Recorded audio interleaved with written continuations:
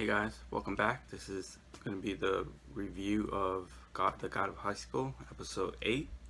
In this one, it continues shortly after the events of the last episode, where Jugok and Jeon, I believe how you say his name, had their fight. Jeon is in surgery right now, and how do you say his name? Bongchim is performing the surgery with other doctors.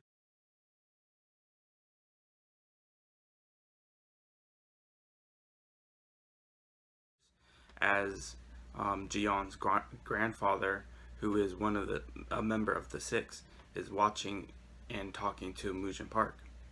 So, as they talk, pans out black, and then we just hear his pulse just like go out like from the monitor. It just goes out. So they're implying he died. I'm not sure if he did or not because they don't really touch back up about that. But I'm gonna just take it that he dies. I am not gonna really use the webtoon as much of a source because they could change. They had already been changing certain things, so I don't. You never really know. Like they could easily just decide to kill someone off who might not be a big character, like later on. So I believe he's dead in the webtoons though, but it's been a while. So let's just assume he's dead until we maybe see later on that he's alive. But I'm gonna just assume he's dead.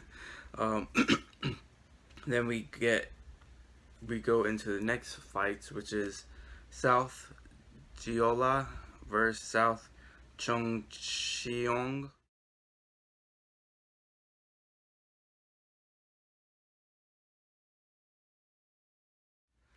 So I'm guessing because I already mentioned these two, but I'm guessing those were north, like the north area of those two districts. So out of these team, it's gonna be Cha Seok Wak versus Ryu Hyung Bok.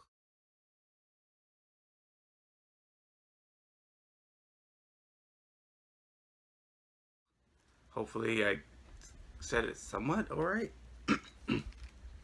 And then we have Gwyn G versus Park Lipo.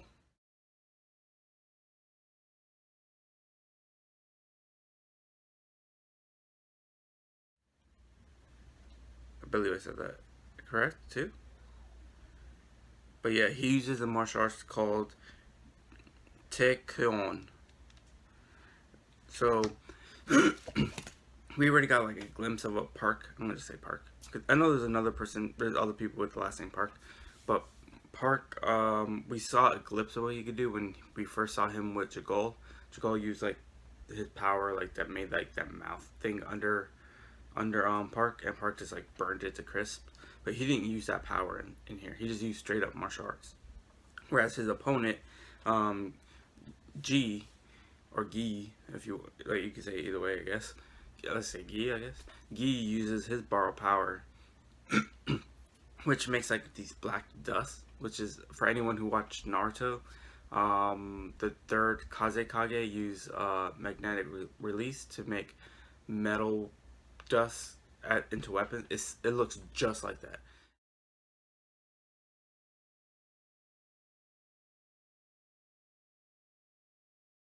And he's using it to attack Park, who's evading.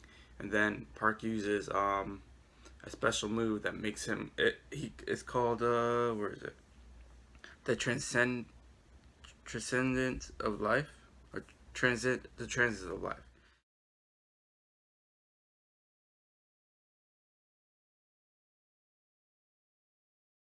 He glows gold, and it looks like he gets like a speed boost because you just see like a short after image like after him. So as he's moving, is like after image right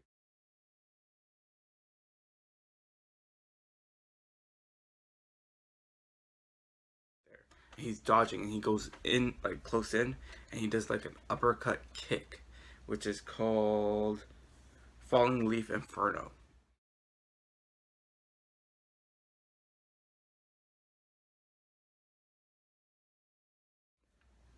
And I kind of expected fire to be used because like Inferno, but it just like KO'd Gi, and Park passed that round. So on the back of Park's jacket is a white tiger, and Mori noticed that it's the same as what his grandpa Taejin has on his, for his military uniform.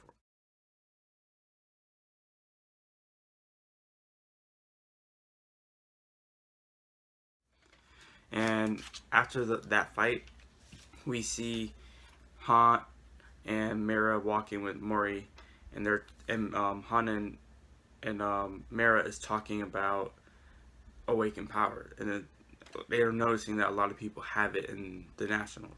So they were like, "Well, we need to get that so we could be able to face these stronger opponents." Mori, for some reason, seemed indifferent about it, and he said like, "No, I'm not going to use that type of power. I'm going to just get stronger on my own."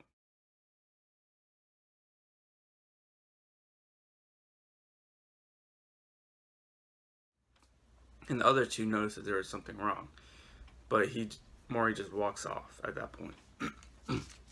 And then we get like a cutscene where Mori finds out from Mujin Park that MP, Commissioner P, the blue hair girl, they finally said her name. I didn't want to go back in the webtoons to look because I was doing other stuff. But he finds out from them that his grandfather was attacked, and then there was like a huge explosion.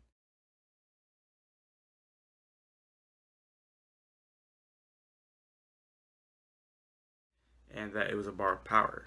So in Mori's head, he doesn't want to use a power that hurt his grandpa. And even though like he was playing like, oh my grandpa not gonna be beat. You should be more worried about the person who fought him. They noticed that they told him like, oh well, we found a lot of blood that belongs to your grandfather.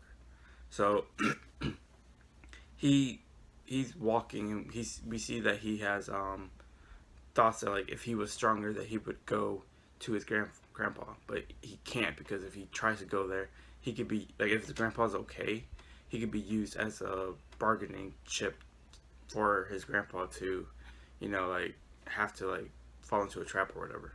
But that's kind of weird because in the webtoons, he pretty much held captive by Mujin and the commissioners, and as they call Taejin, he was like, "Oh, I don't care," kind of thing.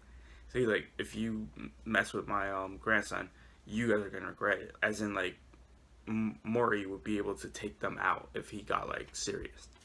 But we get like it's different in how they're portraying it in the anime. So I find that interesting. All right, so let's move on to here it goes. So we have Han remembering certain things from his talk with Mujin about borrowed power, and not everyone could awaken borrowed power.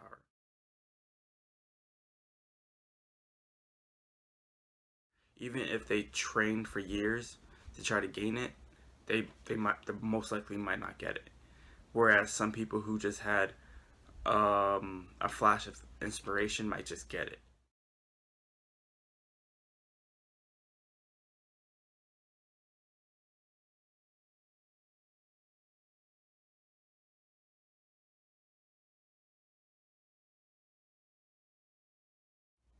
So that's something that had Han believe that he might be able to gain it too, since it's a possibility. And then we have at nighttime Mori and Park are in a park. Let me say his name. Lipio. We're in a park, and they start to spar, and the fight shows um, Park like I just said Park Lippo like right above Mori like this, and then he says, "So why did Mori's like why did you stop? Why didn't you finish it?" And he goes, "Well, why didn't you?" And you see Mori's foot is like right here, like it stopped like right there, about to hit Lippo like in the back of the head.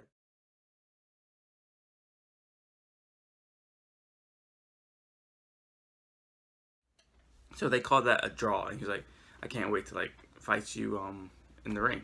It's gonna be a bit different kind of thing." And he's telling Mori about how he had pretty sad upbringing because his mom dropped him off at another family member. I think his uncle or grand granduncle, I think, like, because he's older than the mom or age. So he gets visited by Taejin with Mori like sleeping like right there on like in the bag, and he gives him a book that belonged to his grandfather, to Lippo's grandfather.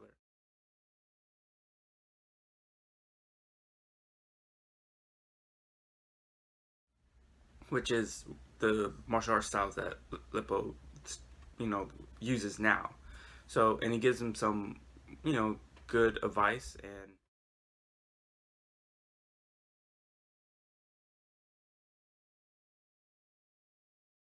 some wisdom of his own to where Lippo like was changed from that moment. Like before, he was all sad and depressed because he didn't have his parents, and he was in a place where, you know, he felt alone. And he used that to encourage him, and we see how he is now. Like he's a bit more happy-go-lucky.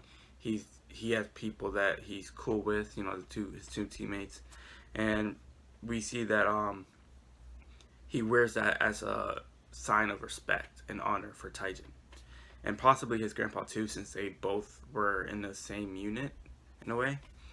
So sorry, this episode is a lot. So we move into, let's see. Oh yeah, and that was 14 years ago that the flashback was. Lippo put his hand out like this and like like that, and it was like, and he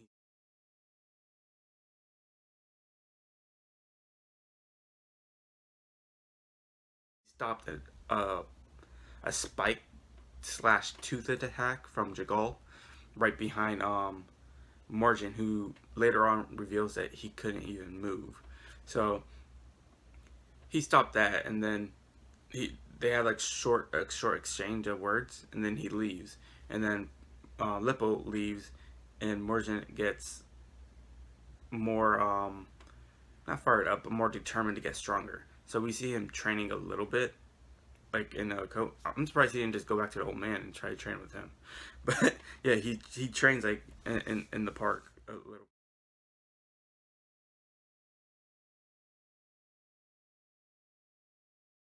bit, and we move on to how not P, Q breaks into Mujin Park's office with his borrow power activated,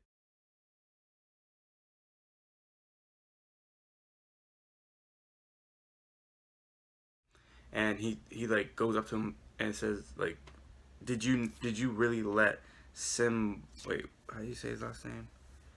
It was the announcer guy that died, the blind announcer guy that died. Sim Bongsa. There we go. I know it's Bong. I just forgot like what the last part of it was. Bongsa's wife and kid die, and he gets easily just like taken down by Mujin's gravity power.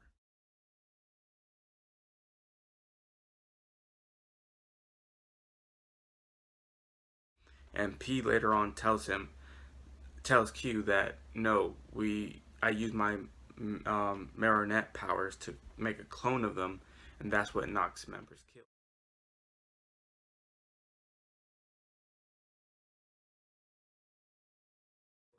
We already moved the wife and kid the moment Sim Bongsa was killed. So he gets told that he now has 9 months without pay. I think it was 6 before, because the damage he did to the office is included now into his debt.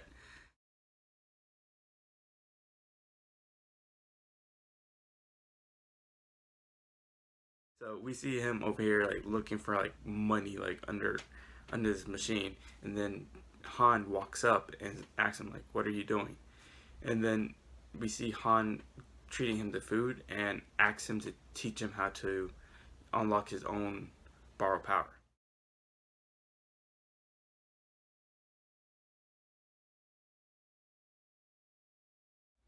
And he wants to do that because he doesn't. One, he wants to be strong enough for the tournament. Two, he wants to be seen as someone dependable for Morji. Mori. I said Morjin. Why did I say Morjin? I'm sorry about that. I just caught that. I said that. Mori. Wow. My head is like, eh. Because I'm also thinking of another video that I'm going to make. But, or possibly going to make.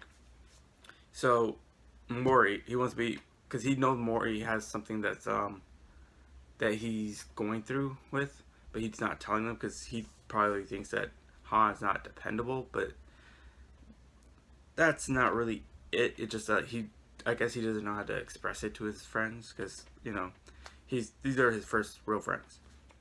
So we get switched to Mujin Park, telling the commissioners that to fight Nox at full power. They when they see them, just fight them at full power. Take off your limiters, take them out.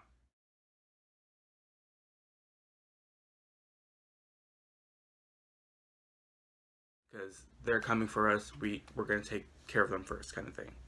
And then we have Mori remembering how his grandpa left him as a kid in order to protect him from enemies who would come and attack Taejin.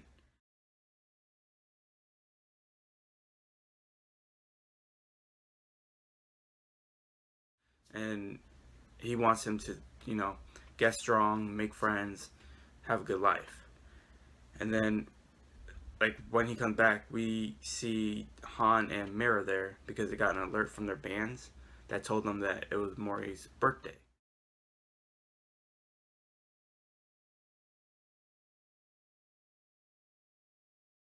So they came with food, and we see that Han has, like, his food looks way better than Mira, and Han is over here like critiquing Mira's food, but then like they're just eating it and enjoying it. The other two, Mira and Mori, and ignoring his telling her, like, instructing her how to make it properly, and then he brings out his cake that he made for Mori, and the other two are like, what? Because he, you know, cause he knows how to cook, so they're eating that and they're having fun, and it's just like a wholesome moment for these three that really strengthens their bond.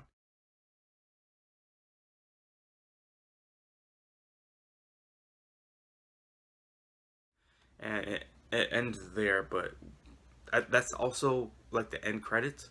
It shows certain scenes that attributes to that birthday scene. So they finally made that tie-in, which is pretty awesome. Let me know what you guys thought about this episode. Where do you think we're gonna go from here? What do you hope is gonna happen? What martial arts styles do you think they might have in the nationals? Because so far we've seen a couple similar ones and a lot of new ones. So, oh, and what borrowed power do you think Han is gonna awake? Let me know. And Mira, if she awakens it, we saw her training a little bit, but we don't have any ideas if she's gonna awaken her borrowed power because she's not training with anyone else. She's training to master her sword style. So let me know down in the comments below. Like, subscribe, and I'll see you guys next time.